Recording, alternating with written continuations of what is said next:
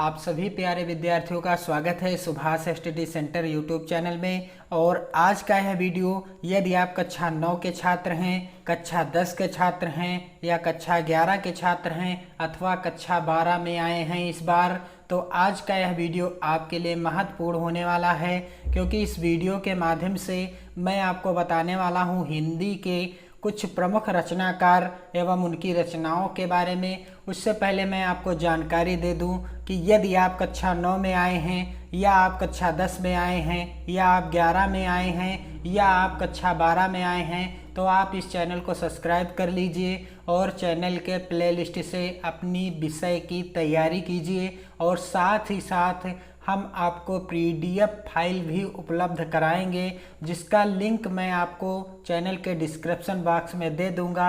आप वहां पर क्लिक करके हमारे यूट्यूब चैनल के साथ साथ टेलीग्राम चैनल को भी सब्सक्राइब कर लें, और वहां पर आपको प्रत्येक वीडियो का या प्रत्येक टॉपिक का महत्वपूर्ण पीडीएफ प्राप्त हो जाएगा।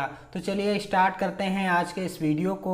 और अपनी पढ़ाई को आपको करते रहना है, क्योंकि अब आप मेहनत से जब अभी से तैयारी करेंगे तब आपको कठिनाई नहीं होगी। तो पहले रचनाकार कौन हैं? जयशंकर प्रसाद। और जयशंकर प्रसाद से कई प्रश्न बनते हैं। जयशंकर प्रसाद को छायावाद युग का निर्माता कहा जाता है। और जयशंकर प्रसाद का जन्म कब हुआ? सन 1889 ईस्वी में हुआ। कहाँ हुआ? काशी में हुआ।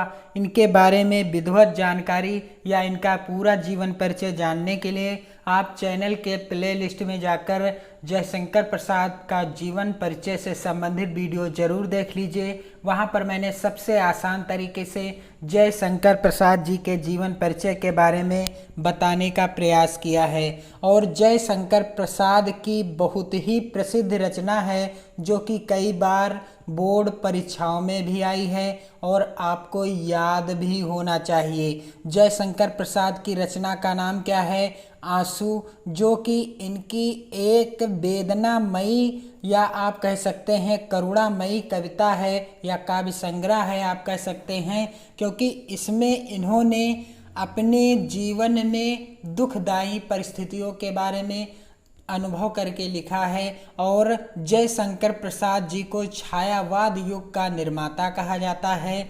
और इनके जीवन परिचय को पढ़ते समय हमें यह भी करना पड़ता है कि कोमल भावनाओं के चितेरे छायावाद युग के निर्माता जयशंकर प्रसाद जी का जन्म कहाँ हुआ था? 1889 ईस्वी में काशी के एक वैश्य परिवार में हुआ था। और इनकी अन्य एक रचना कौन सी है? अन्य रचना है कंकाल, जो कि जयशंकर प्रसाद जी का उपन्यास है। और तितली, जो कि इनकी ही रचना है और यह उपन्यास विधा पर है। और इरावती अपूर्ण, इरावती अपूर्ण जो कि पूरी नहीं है, इरावती अपूर्ण है, इसे पूरा नहीं किया जा सका जयशंकर प्रसाद जी के द्वारा। और दूसरे जो महान कवि हैं छायावाद युग के, आपको मैं बता दूं, सुमित्रा नंदन पंत। और सुमित्रा नंदन पंत से एक और प्रश्न बनता है आपकी परीक्षाओं में। सुमित्रा नंदन पंत को क्या कहा जाता है? सुमित्रा नंदन पंत को प्रकृति का सुकुमार कवि भी कहा जाता है। क्या कहा जाता है? प्रकृति का सुकुमार कवि। किसे कहा जाता है? प्रकृति का सुकुमार कवि सुमित्रा नंदन पंत को कहा जाता है। और सुमित्रा नंदन पंत की रचनाओं के नाम मैं आपको बता दूं, जो कि इस प्रकार से हैं। लोकायतन, जो कि सुमित्रा नंदन पंत जी की प्रसिद्ध रचना है, लोकायतन। और इनकी एक अन्य रचना है या अन्य और रचनाएं हैं, जिसमें से प्रमुख रचना कौन सी है?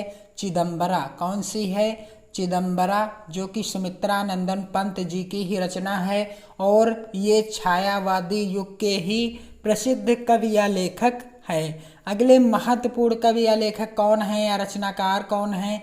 तीसरे नंबर के महत्वपूर्ण रचनाकार हैं सूर्यकांत त्रिपाठी निराला। सूर्यकांत त्रिपाठी निराला जी, सूर्यकांत त्रिपाठी जी की रचना है, जो कि मोस्ट इम्पोर्टेंट है और कई बार आपको कन्फ्यूजन में भी डाल देती है। तुलसीदास। तुलसीदास, इससे संबंधित प्रश्न मैंने चैनल के जो कम्युनिटी बॉक्स है उसमें आपसे प्रश्न किया था और अधिकांश लोगों ने गलत कर दिया था, जबकि तुलसीदास कुछ लोगों ने विकल्प चुना था गोस्वामी तुलसीदास। जबकि यह रचना किसकी है? तुलसीदास सूर्यकांत त्रिपाठी निराला जी की रचना है। और अगले जो महत्वपूर्ण रचनाकार हैं वह हैं महान कवयित्री। कौन? महादेवी वर्मा। महादेवी वर्मा से कई प्रश्न बनते हैं।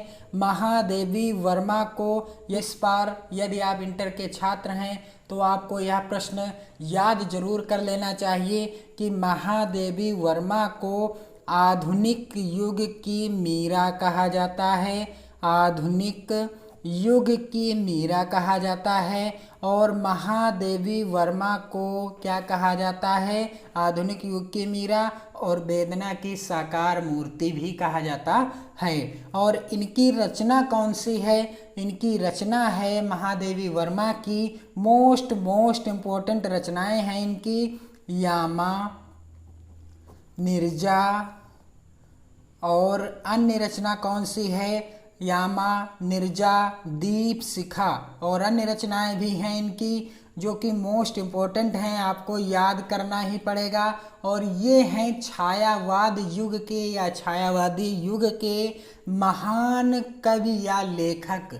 और इन्हें याद करने की ट्रिक मैं आपको बता दूं, प्रसाद पंत निराला देवी। आप इस तरह से याद कर सकते हैं। एक प्रश्न और बनता है कि छायावाद युग के, यहाँ पर आपको मैं प्रश्न लिखकर बता दूं कि छायावाद युग के या छायावादी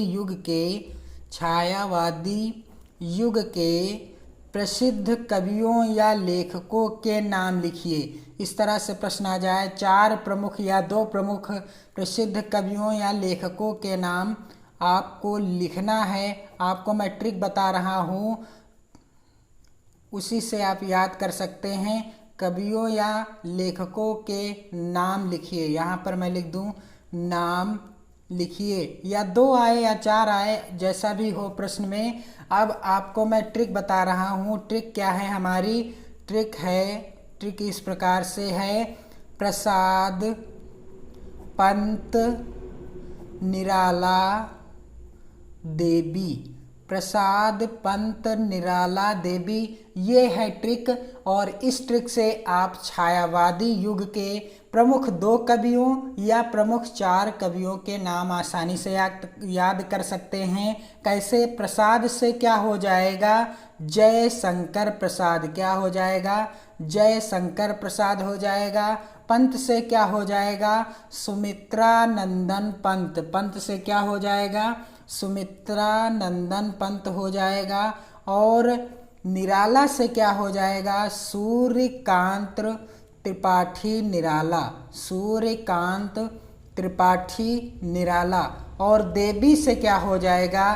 देवी से हो जाएगा महादेवी वर्मा। महादेवी वर्मा।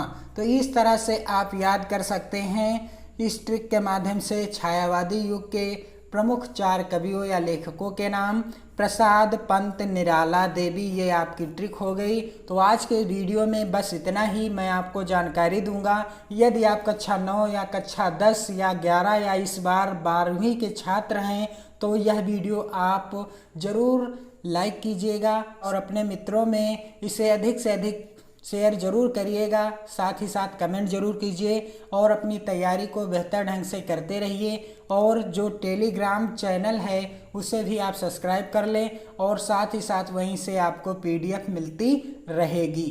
जय हिंद।